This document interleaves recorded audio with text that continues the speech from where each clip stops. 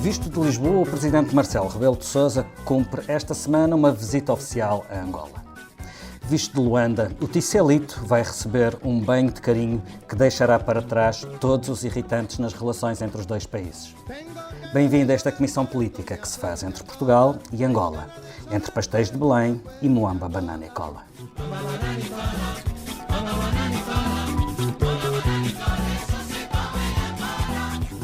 Este episódio tem o apoio da TAP Air Portugal.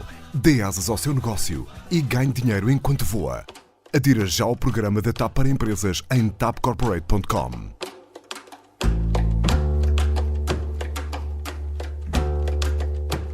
Quarta-feira, 6 de março, primeiro dia do programa oficial da viagem de Marcelo Rebelo de Sousa a Angola. Será este o primeiro tema desta reunião. Estamos a gravar ao início da manhã e há pouco falei com o Vítor Matos, editor de política do Expresso, que está em Luanda a acompanhar a deslocação do Presidente da República.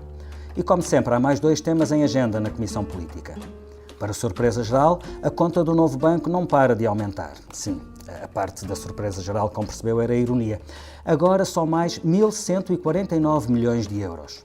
O dinheiro vem do Fundo de Resolução, que em teoria é financiado pelo sistema bancário, mas na prática quem adianta o dinheiro é o Orçamento do Estado, ou seja, nós todos. O sorvedor do antigo Império Espírito Santo é tal que até Ricardo Salgado já se sente com confiança para dar uma entrevista a acusar outros pelo buraco que deixou em herança. O povo pode não perceber nada de economia, mas percebe que algo está errado, comentou sobre este caso Jerónimo de Sousa, no seu estilo habitual, acusando o governo de encher a barriga ao grande capital. Jerónimo, que é líder do PCP, vai para 15 anos, está de saída. As perspectivas para a sucessão do secretário-geral comunista serão o terceiro tema desta reunião. Para além da participação de Vítor Matos, a partir de Angola, teremos a análise da Rosa Pedroso Lima, jornalista da editoria de política que acompanha as esquerdas. Olá. E do Pedro Santos Guerreiro, diretor do Expresso e participante residente neste podcast. Olá. Eu sou o Filipe Santos Costa.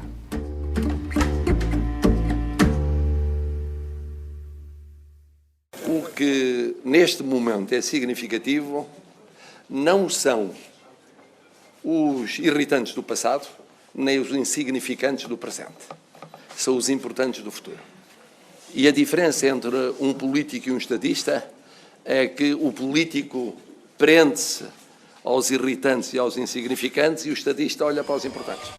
Vítor, bom dia, em direto do Palácio da Cidade Alta. Devemos uma explicação a quem nos está a ouvir. Vai ouvir-se uma irritante musiquinha de fundo, que é a irritante musiquinha de fundo que se ouve nos jardins do Palácio da Cidade Alta, onde Marcelo Rebelo de Sousa está neste momento em audiência com o chefe de Estado angolano, João Lourenço. Começa hoje o programa oficial da visita. Ontem o Presidente da República teve agenda privada e nada mais, nada menos do que um saltinho ao Carnaval de Luanda e depois ao aniversário de João Lourenço, que comemorou 65 anos. Do ponto de vista simbólico, dificilmente alguma coisa teria mais força do que esta familiaridade, e é mesmo este o clima que ambos os lados querem, não é, Vítor? Apesar das desavenças antigas, mostrar um clima de reconciliação e cumplicidade, sem irritantes nem insignificantes. Sim, é verdade. O único irritante que existe neste momento é esta música que nós ouvimos aqui nos jardins do Palácio da Cidade Alta, porque esta visita tem sobretudo um valor simbólico.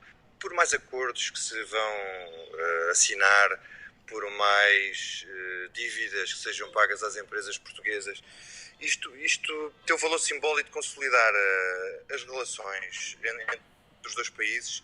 No pico da montanha, como descreveu o presidente angolano João Lourenço na entrevista que deu esta semana à RTP. E isso foi também simbolicamente selado ontem com a ida do presidente português à festa de João Lourenço. Eu estive a tentar perceber se isto ia ser assim uma festa de Estadão, cheia de gente, com políticos, empresários, isso tudo. Não. João Lourenço é um homem, ao que parece, é um homem reservado. A festa foi aqui no Palácio, teria umas 20 pessoas, segundo o que me disseram, e O único estrangeiro era o presidente português, estava também o ministro dos Negócios Estrangeiros português e o ministro das Relações Exteriores de Angola. De resto, ao que parece, eram amigos pessoais do presidente João Lourenço. Isso tem um valor político muito forte.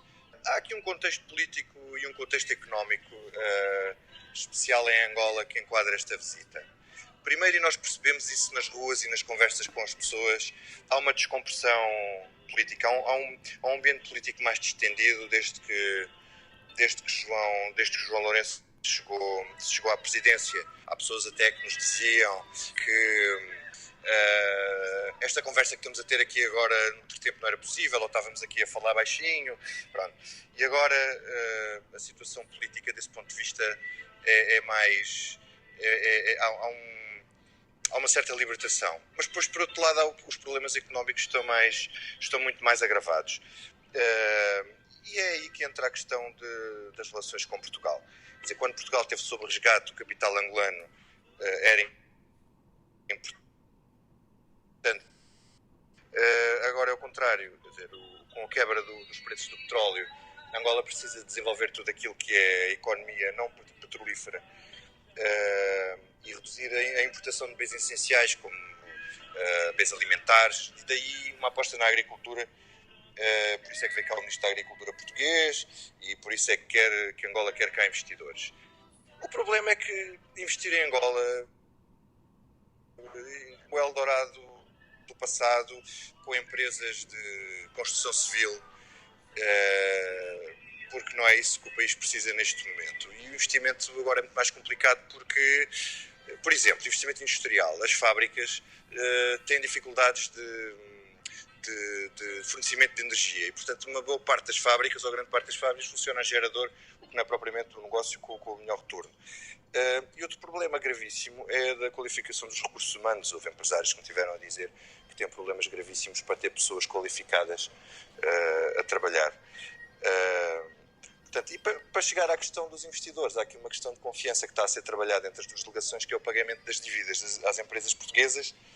Portanto, o Estado deve dinheiro às empresas portuguesas, com a desorganização essas dívidas estão a ser certificadas porque não se sabe muito bem quanto é, e depois ao reverso da medalha, também que se fala menos em Portugal, que são as dívidas fiscais, das empresas portuguesas ao Estado angolano.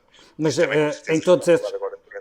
em todos esses casos parece haver uma vontade forte do lado de Angola de dar os sinais certos.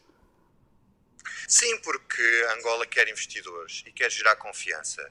E quer, sobretudo, gerar confiança num tipo diferente de empresariado que vem para aqui. Deixa-me só colocar-te uma outra questão, Vítor. Antes da chegada de Marcelo, levantou-se uma polémica por causa das declarações do chefe da diplomacia angolana, que deu conta de que Portugal, através de Augusto Santos Silva, pediu desculpa pelo caso das agressões da PSP no bairro da Jamaica.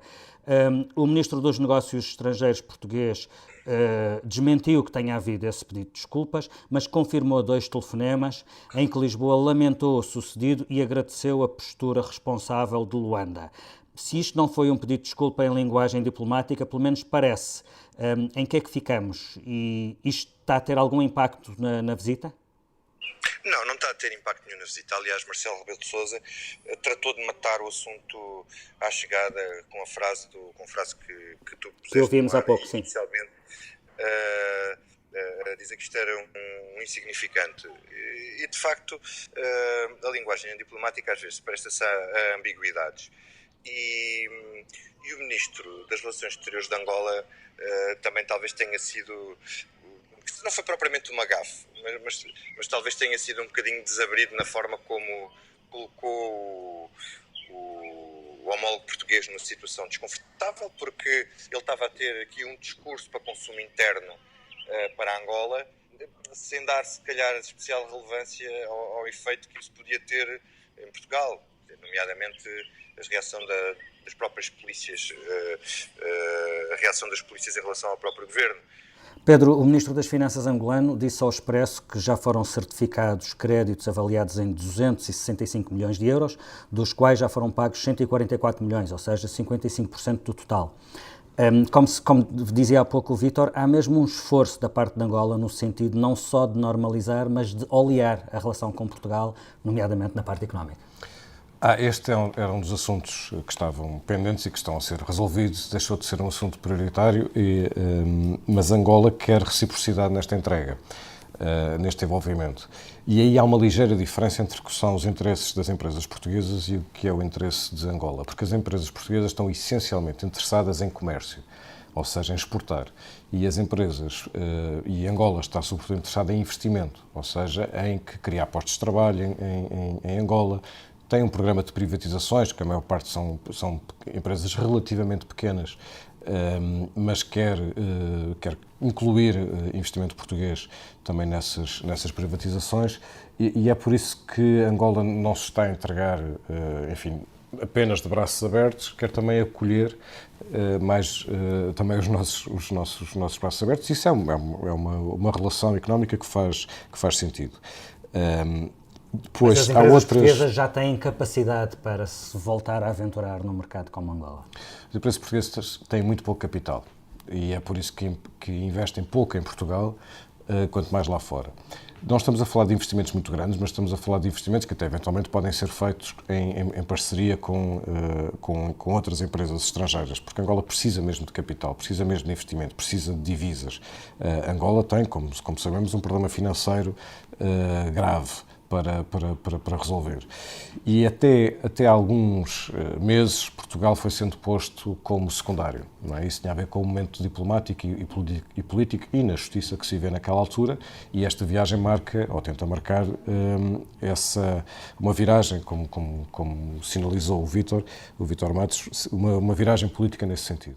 Rosa, embora possa parecer uma nota de rodapé, uma das novidades desta visita oficial do Presidente da República a Angola é a presença de um deputado do Bloco de Esquerda na delegação portuguesa. O que é que isso significa? Bom, significa uma nota de rodapé em relação àquilo que vai representar, ou que está a representar esta visita de Estado a Angola. Mas é uma nota importante sobre o Bloco. Não foi um deputado, foi uma deputada, a Maria Manuel Rola, e é uma mudança total do comportamento do Bloco. O Bloco foi o partido português mais crítico e em relação a todo o regime angolano do José Eduardo Santos, recusou-se a estar no Parlamento quando ele cá veio, aceitou dar o benefício da dúvida a João Lourenço, e isso é uma mudança estratégica. Eu acho que o Bloco quer brincar no recreio dos grandes e está a gostar de brincar no recreio dos grandes em termos políticos, e isto quer dizer que também lida com a diplomacia de uma forma pragmática e, portanto, não arrisca a passar um cheque em branco às boas intenções de João Lourenço, coisa que no passado era impensável. Mas, enfim, bem-vindo à real política. Exatamente, bem-vindo à política. E com isto passamos para o segundo tema. O Bloco não se faz representar nesta comitiva pelo seu líder parlamentar, ao contrário do PSD, do CDS e do PCP. É João Oliveira quem garante a representação de mais alto nível dos comunistas e, quem sabe, até de mais alto nível do que se possa julgar. Afinal, o chefe da bancada parlamentar do PCP é um dos nomes que vêm sempre à baila quando se fala da sucessão de Jerónimo de Sousa na liderança do partido. E já não estamos a falar apenas de especulação jornalística, não é, Rosa? Jerónimo estará mesmo de saída depois de disputar as eleições legislativas deste ano. Foi o próprio que admitiu isso numa entrevista à Lusa. O líder comunista comemora, pelas minhas contas, 72 anos, não é? No dia 13 de abril, e completará em novembro 15 anos como secretário-geral do PCP. Conta-nos a história deste processo, que não começou agora e... Não começou, eu estive a reler uma entrevista que o Jerónimo nos deu ao Expresso em novembro de 2015 e em que ele admitia exatamente a possibilidade de não ser secretário-geral do PCP. E dizia nos termos muito semelhantes. É importante perceber uma coisa: quem decide quem é o secretário-geral no PCP não é o próprio, é o tal de coletivo. Agora, é muito interessante como Jerónimo... E a vontade do próprio é mais ou menos irrelevante. É serviço à pátria, pronto, sim, é assim. Bem. Tem de ser. Mas, e eu acho que teve de ser no Congresso de 2016, até porque Jerónimo de Sousa teve um papel absolutamente fulcral na construção da geringonça. Atravessou-se por ela e, obviamente, quando se atravessou, tinha de liderar o partido. Continuar a liderar o partido. Ele, nas legislativas, na campanha das legislativas de 2015, deu sinais de enorme cansaço, de enorme fragilidade, até porque a exigência da campanha eleitoral do PCP é muito grande, todas são, mas vão mesmo às capelinhas todas. E o secretário-geral... Ele não se poupa. Jerónimo de Sousa não se poupa, não é? E faz muitos quilómetros, até porque muitas vezes volta e faz questão de voltar a dormir em casa. E, portanto, é capaz de duplicar o número de quilometragem que fazem os líderes. Mas ele estava cansado, não é novo, não vai para novo, mas aguentou este mandato e fez-lo muito bem. Eu acho que ajudou o partido a, de alguma forma, aguentar um embate que é fazer um acordo político inédito com um arqui-inimigo que é o PS. Desta vez, ele diz à Lusa uma coisa que é muito engraçada, que é, a idade não ajuda, diz uma coisa engraçadíssima que eu vou ler, que é, aos jornalistas dizer assim, sejamos francos, gostava de o ver, quando tivesse 71 anos, a andar aí de ponta a ponta do país numa tarefa exigente, não só física como anímica e intelectual, e continuar a procurar dar resposta com todos os efeitos que isso tem na vida de uma pessoa. O jornalista tem 40 anos, ele tem 70. E, portanto, justifica muito bem isso e diz, não sou eu que decido, mas eu posso ter opinião e tenho sobre o secretário-geral. Bom, isto é revolucionário dentro de um partido que não tem opiniões próprias e opiniões individuais e desejos individuais, se o coletivo precisar... Mas o que isto significa é que Jerónimo de Sousa, ele próprio quer sair. Ele próprio quer sair. É o que tu podes ler, embora hoje mesmo, não, ontem, Jerónimo venha exatamente, ontem, terça-feira de Carnaval, venha dizer, bom, não foi bem isso que eu disse, os jornalistas especularam, eu queria dizer aquilo que sempre disse, em primeiro lugar, e para desiludir com certeza os mais apressados, eu estou em condições de assumir as responsabilidades que o partido me quiser entregar. Ou seja, ele retoma um dia ou dois depois a cartilha típica do PCP de eu estarei cá se for necessário. Agora, o que se passa no próximo Congresso, o que se vai passar no próximo Congresso, em 2020, é o PCP ter de gerir o impacto que a geringonça teve nos resultados eleitorais das legislativas. Ou seja, será um Congresso que, eventualmente, terá de responsabilizar a atual direção comunista sobre um eventual desaire eleitoral. Deixa-me ver se percebo bem. Isso significa que se o resultado do PCP for um bom... Nós sabemos que os resultados do PCP, segundo o PCP, são sempre bons. Mas pronto, são sempre grandes vitórias. São sempre grandes vitórias. Portanto, a questão é se é mais excelente ou menos excelente. Isso significa que se o resultado for mais excelente, Jerónimo de Sousa poderá ser sucedido por alguém da sua linha política, por alguém que concordou com a realização da geringonça. Se o resultado for menos excelente, a linha política de Jerónimo de Sousa pode ser derrotada por uma linha mais ortodoxa e mais isolacionista, é isso? Sim, mas eu também acho que o Jerónimo marcou aqui uma posição de salvaguarda pessoal. Bom, isto é completamente... Ou seja, no limite pode ele continuar.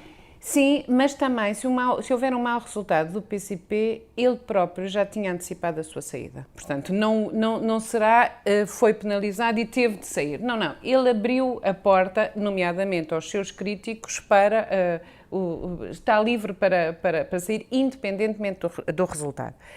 Agora, sim, o mau resultado do PCP nas próximas legislativas podem fechar o partido a próximas aberturas, ou seja, pode vingar uma linha que era a linha dos críticos deste acordo com o PS e que, portanto, vai... Quem são os candidatos mais óbvios de um lado e do outro? É possível fazer essa lista a esta distância? É difícil porque é muito hermético o PC. Eu acho que... Eu acho que o candidato mais provável à sucessão é o João Ferreira. Acho que o João Ferreira tem experiência eleitoral, fez a candidatura por Lisboa, já é a terceira candidatura que faz como eurodeputado, tem muito traquejo político, é um homem muito do aparelho, está sempre muito presente, cada vez mais, e isso institucionalmente é muito relevante para o PC. O João Oliveira só tem um ótimo trabalho de liderança da bancada parlamentar, ou seja, está muito fechado no Parlamento. Ele foi candidato, foi cabeça de lista por Évora, mas nunca teve uma candidatura própria, portanto nunca foi testado individualmente. Se tu me disseres que um é de uma linha mais dura e outra mais soft, não te sei avaliar. Acho que claramente o João Oliveira concretizou uma estratégia delineada pelo Jerónimo, sem dúvida, atravessou-se também, é um homem da geringonça. O João Ferreira, até pelas funções que ocupava, foi poupado a isso. Portanto, pode fazer uma transição também para uma linha mais dura do PCP. Pedro, não é uma sucessão fácil, a sucessão de Jerónimo de Sousa. Não, até porque quando se fizer o balanço deste tempo, enfim, não sabemos quando acabará, mas quando se fizer o balanço, provavelmente o balanço terá duas linhas. A primeira vai ser um balanço em geral positivo, parece-me em relação a todo o mandato, mas vai ser muito marcado pela geringonça, como dizia a Rosa, e o desfecho desse ciclo vai-se ver nas próximas legislativas. Lembremos que entre as vitórias excelentes do PCP houve o desastre das últimas autárquicas, que há uma penalização muito evidente do efeito geringonça. Na sucessão, que ficámos a perceber pela informação da Rosa, que será o João, não sabemos qual vai ser o João. Escolham a Guerra dos Joões. Guerra dos Joões. Falta a terminação, pronto.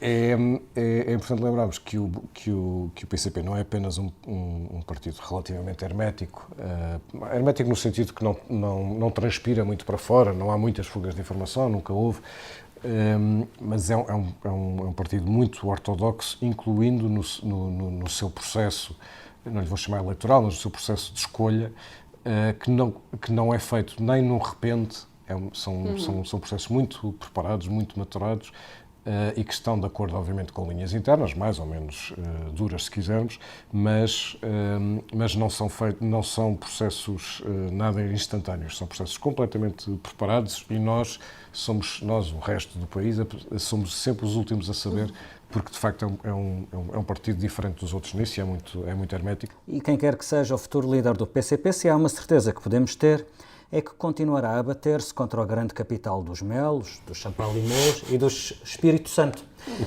Nem de propósito, esta semana um dos Espírito Santo, Ricardo, esta ligação foi ótima, não foi? Obrigado.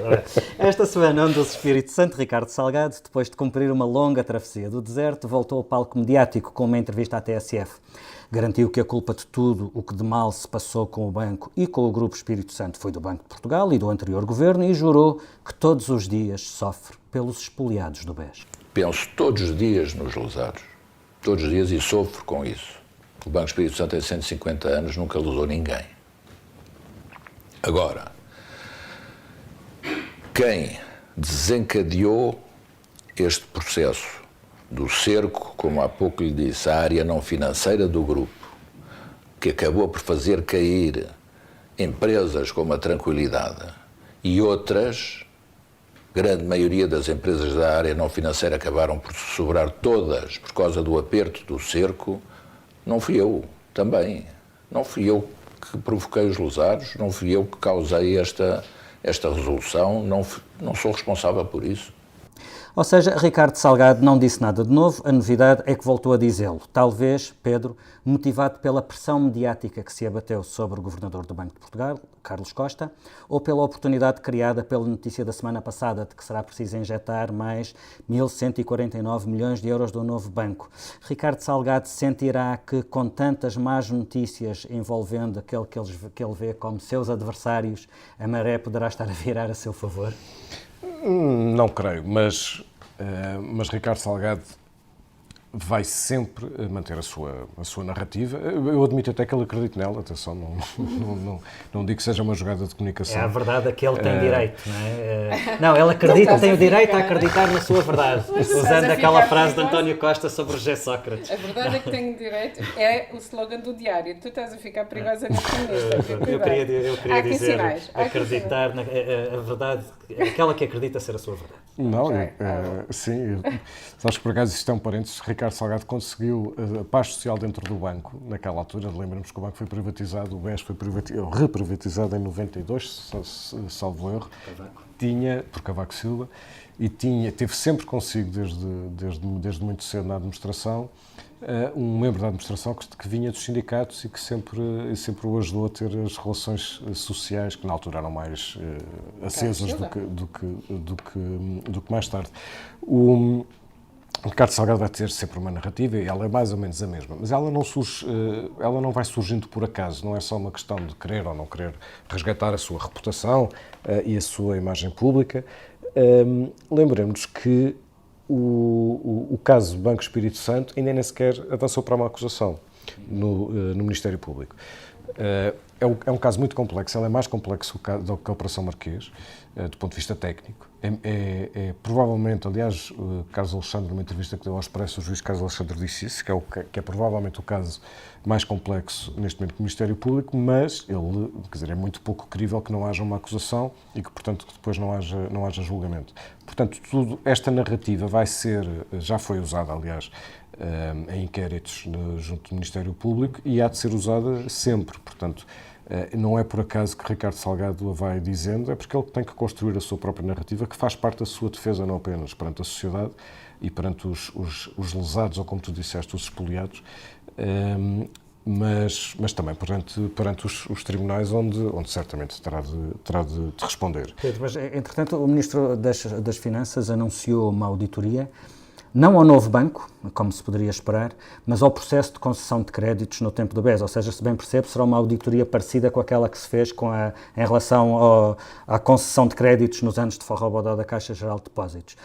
A perplexidade tem a ver com o facto, primeiro, desta auditoria só se fazer agora, é extraordinário, nunca se tinha feito uma auditoria destas, é uma coisa extraordinária, e ela surgir quando se continua a afundar em maus créditos aquele que devia ser o banco bom. E depois há aqui uma divergência que me parece bastante relevante, é que o Ministério das Finanças quer auditar o que se passou antes da resolução do Banco Espírito Santo e o Presidente da República quer uma auditoria sobre o que se passou depois da resolução. Porquê é que é importante esta divergência e porquê é que o Governo optou por este passo? Isto é tudo política. Ou seja, como tu dizias Uau, no princípio, princípio, era uma ironia a surpresa. Isto não há surpresa rigorosamente nenhuma.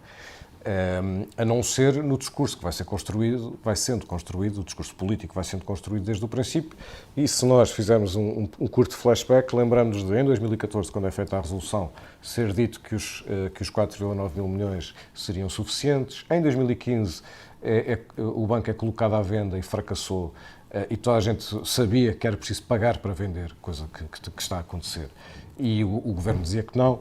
Depois, o processo seguinte de venda, em 2017, foi feito com os norte-americanos do Lone Star, foi com condições caninas para o Estado português, ou seja, o risco ficou praticamente todo do lado do Estado português. O Estado não recebeu nem um euro pela venda, a Lone Star injetou 1.000 milhões, mas depois todo o risco ficou para o Estado português, como aliás se está a verificar.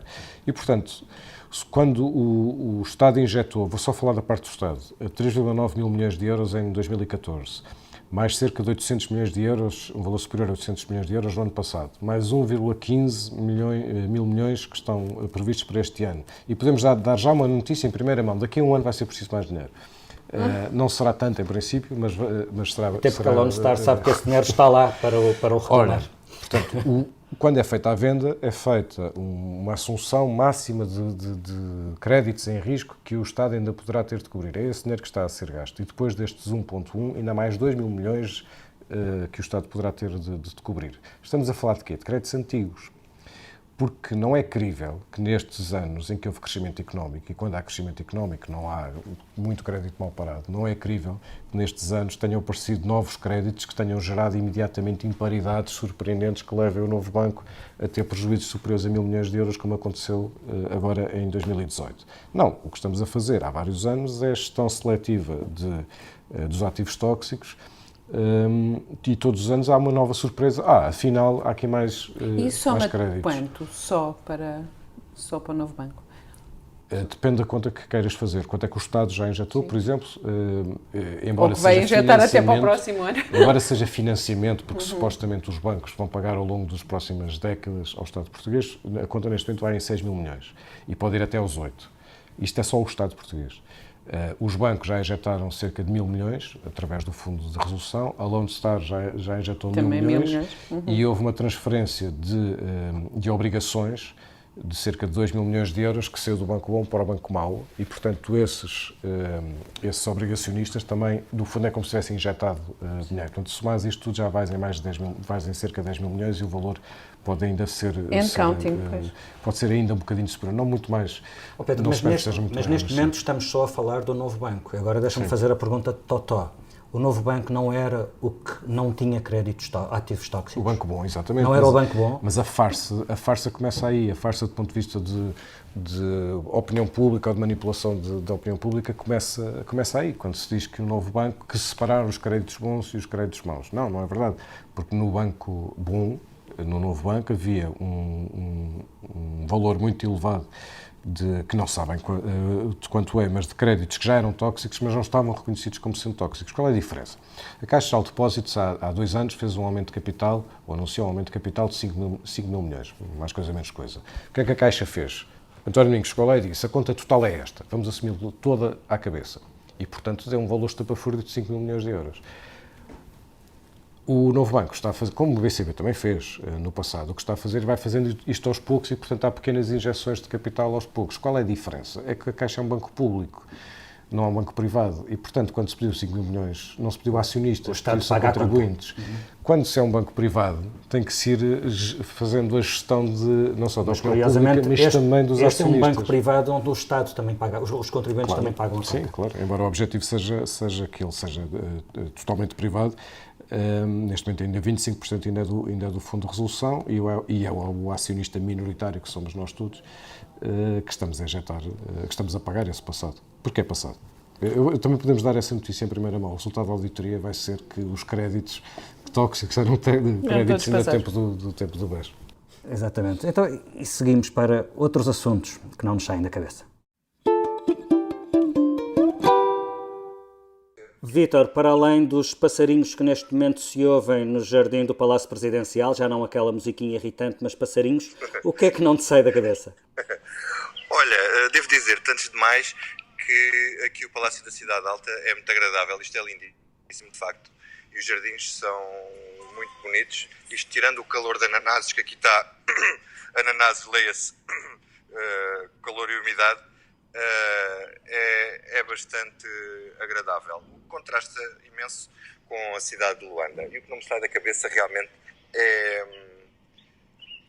um cartaz que estava à frente da porta VIP do aeroporto, por onde saiu Marcelo Rebelo de Sousa quando aterrou e foi, depois da conferência de imprensa, para o Carnaval de Luanda, para a Marginal. Um cartaz onde mostra a Baía de Luanda.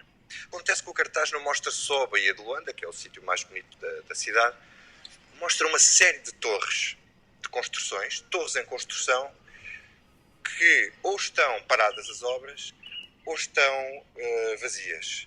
E isto simboliza muito o que é Angola e o que foi Angola nos últimos anos. A mega especulação com o dinheiro do petróleo, em que se faziam obras em que grande parte ganhavam os empresários, ganhavam os promotores, ganhavam os governantes com as comissões, e depois isto ficava assim parado, acabou-se o dinheiro, acabou-se a construção, e temos uma cidade que se queria desenvolvida, mas que depois está pejada de bairros de lata, e a pobreza é absolutamente impressionante.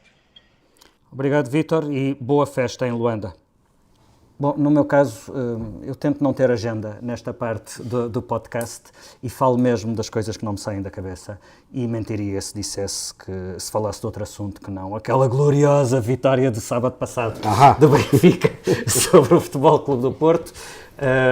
Eu sinto-me em primeiro lugar e é uma boa sensação, sobretudo para um adepto de uma equipa que há 2 meses estava a 7 pontos do primeiro e tinha os dias contados e estava a afundar-se num pântano do qual Lage salvou o Benfica, e é de facto um trabalho extraordinário, e para quem gosta de futebol é mesmo um caso de estudo aquilo que se está a passar ali, com miúdos que têm 19, 20 anos e em quem aquele treinador, porque os conhece, soube apostar neles e sabe aquilo que eles valem. Para além de que foi um jogo extraordinário no qual eu tive a sorte de contar com a companhia, entre outras pessoas, da Rosa Pedroso Lima, que viu o seu primeiro clássico e não conseguiu abstrair-se da beleza daqueles anúncios que passavam nos placares do estádio. Eu vou corrigir isso, porque eu vejo os anúncios que aquilo está a passar e parecem legendas de filmes e vou lendo. Pronto, perdi algumas jogadas depois. Bom, eu não vi os anúncios porque fui ao estádio. Exatamente. Pedro Santos Guerreiro, o que é que não te sai da cabeça esta semana? Olha, tirando o nosso o glorioso jogo de que falava, nós estamos a falar do juiz Neto Moura já há algumas semanas, enfim, compreende-se que o façamos, embora as razões não sejam muito boas. Era preferível que não falássemos. Eu não queria bater mais no ceguinho, até porque o juiz Neto Moura tem a capacidade de se auto-infligir ataques, mas gostava só de fazer esta leitura lateral. Aquilo que nós chamamos de populismo, ou que genericamente se chama de populismo, parte muito de um desrespeito coletivo da sociedade perante as suas instituições. E casos como este ajudam a que fenómenos de populismo sejam ainda mais salientes, porque quando chegarmos ao ponto, ou se chegamos a um ponto em que já são os tribunais e não apenas um juiz, porque nós aqui estamos a falar sobretudo de um juiz, não estamos a falar do sistema judicial, mas, por exemplo, o Rui Rio já veio reagir a este caso e à forma como o Conselho Superior de Magistratura reagiu a ele, mostrando que estão a ver, isto é um exemplo de como isto é um setor corporativo que se protege a si próprio, e nós sabemos que o que o Rui Rio quer, ele não o disfarça, o que quer é a alteração dos métodos de avaliação Posso meter um parênteses nessa questão? Sim. É que o Rui Rio propôs há tempos, e mantém essa proposta, de introduzir elementos da sociedade, da dita sociedade civil, no Conselho Superior do Ministério Público, para que as decisões não sejam só dos elementos da estrutura do Ministério Público.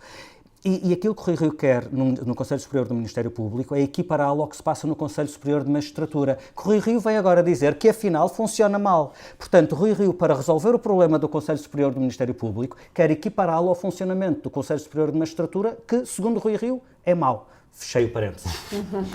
Mas eu acho que esta leitura é importante, porque se nós passarmos do caso individual, que é um caso individual até ver, para uma análise coletiva sobre os juízes e começar, e se forem os próprios políticos a criar esta ideia, esta contaminação de que os tribunais não podem ser respeitados, então são os próprios políticos que estão a alimentar o populismo que eles próprios dizem querer afastar e afugentar. Portanto, é preciso ter alguma calma na forma como se analisa este caso, que obviamente merece análise e merece crítica, merece opinião, e merece factos, e merece notícias, coisa que todos os jornais têm feito, mas depois é preciso algum tino na forma como se escala ou não escala deste caso para todo o funcionamento do sistema judicial.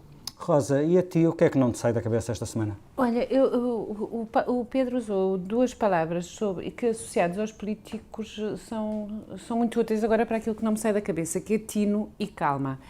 Porque nos últimos dias assisti ao Primeiro-Ministro e família a fazerem uma cataplana na Cristina Ferreira. O Primeiro-Ministro alapado no sofá da Cristina Ferreira a dizer que era ótimo.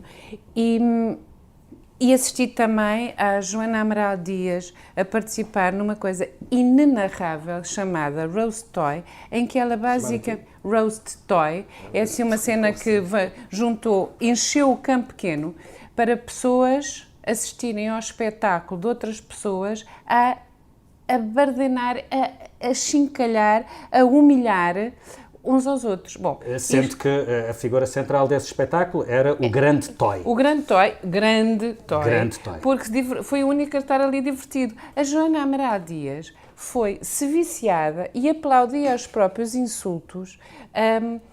Bom, chamavam-lhe... Talvez não. Disso para baixo. Este programa é para famílias. Disso para baixo. E para muito baixo mesmo, e ela aplaudia. E, portanto, tino e calma é qualquer coisa que é necessário, urgente mesmo, ou mesmo dedicação para os políticos que podiam deixar um entretenimento a quem o sabe fazer bem e pronto, aterem-se à sua atividade política. Bom, a julgar pelo que se tem visto, a política está a soltar-se e a libertar-se. Temos que criar uma rubrica culinária e gastronómica aqui na Comissão Política. Mas a política soltar-se e libertar-se nesses programas pode não ser necessariamente uma coisa boa, sobretudo se soltar e libertar toda a noite. Ficamos por aqui, a edição multimédia do João Santos Duarte, a ilustração do Tiago Pereira Santos. Solta-te, liberta-te. Solta-te, liberta-te, abre as asas do sonho, tens todo o futuro para saborear. Solta-te, liberta-te, não há nada melhor depois de um pesadelo poder acordar. Vou beijar, vou dançar, vou até me cansar toda a noite.